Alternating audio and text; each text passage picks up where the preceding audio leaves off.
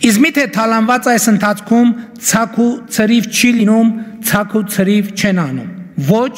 որովհետև ավելի քան 1.7 միլիարդ դոլարի առերևույթ ապօրինի ձեռք բերված գույք այս պահին գտնվում է կալանքի տակ եւ դա հնարավոր չէ օտարել։ Իսկ այն մասը, որը նույնիսկ այս պահին կալանքի տակ էլ չէ, էներգիայի պահպանման օրենքի տրամաբանությամբ, եթե գումար է, պետք է դառնա գույք, եթե գույք է, պետք է դառնա գումար կամ բաժնեմաս, եւ հենց դրա համար է ստեղծվել ապօրինի գույքի բռնագանձման համակարգը, որ այդ գույքերը տեղորոշի, գտնի, ապացուցի ու վերադարձնի պետությանն ու ժողովրդին։ Եթե նույնիսկ դա ձևակերպված է այլ դրածո անձանց անունով, եթե նույնիսկ դա թաքցնելու տարբեր մանիպուլյատիվ սխեմաներ են գործարկվում։ Բայց մի րոպե, ինչու ենք այսքան զգույշ, ինչ եղավ հեղափոխական իշխանությանը, մենք արդյոք կորցրել ենք մեր դուխը, թալանչիների իրավունքների համար ենք հոգ տանում, թե վախենում ենք նրանցից, ոչ ամենևին, մենք հոգ ենք տանում մեր պետության ու մեր ժողովրդի մասին, որովհետև ամենաթողություն, վենդետա հիշեցնող որևէ գործողություն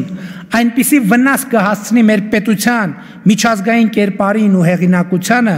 տնտեսությանն ու ներդրումային միջավայրին, որ նույնիսկ տասնյակ միլիարդավոր դոլարներով հնարավոր չի լինի այդ վնասը վերականգնել։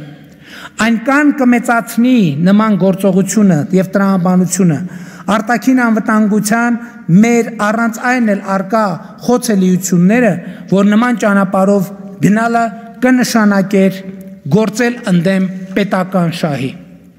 Մենք չենք գնում այդ ճանապարհով եւ իրականացնում ենք հեղափոխության ժամանակ մեր տված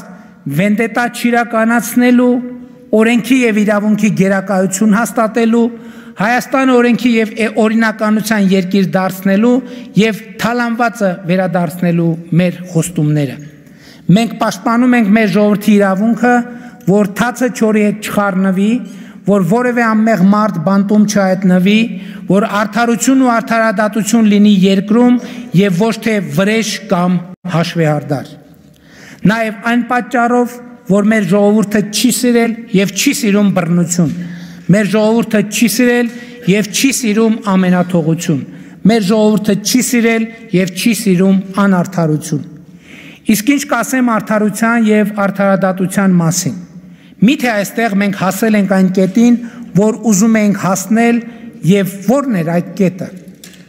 Իսկ մեր երազանքի կետն այն էր եւ շարունակում է մնալ այն, որ Հայաստանի Հանրապետությունում արդարադատությունը նշանակի արդարություն ու պետք է խոստովանել, որ չենք հասել այս կետին։